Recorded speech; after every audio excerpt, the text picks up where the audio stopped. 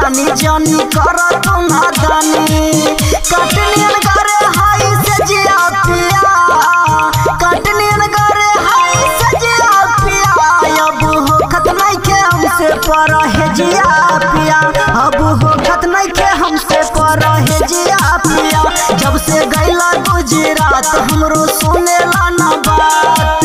कटनियन करे हाई से जिया पिया, अब होखत नहीं के हमसे परहेजिया पिया।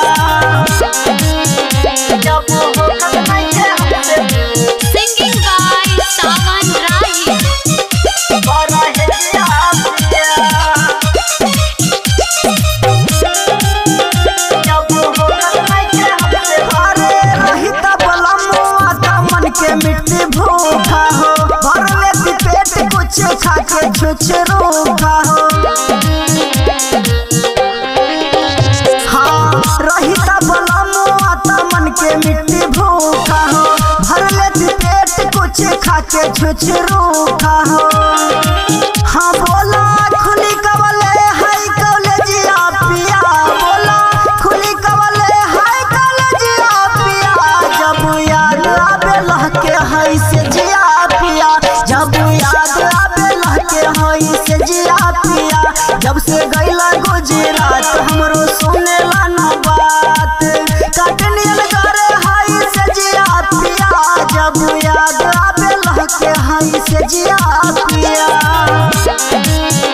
जब होखत नहीं के हमसे सिंगिंग बाय सावन राही परहेजिया पिया।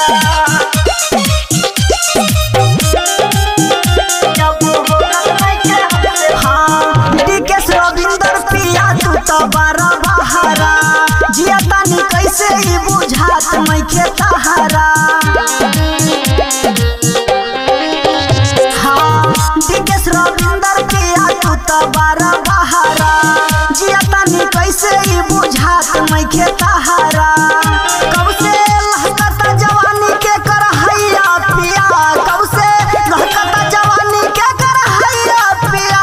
जब याद आवे लहके हई से जिया पिया, जब याद आवे लहके हई से जिया पिया।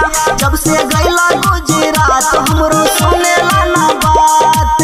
कटनियन करे हई से जिया पिया, जब याद आवे लहके हई से जिया।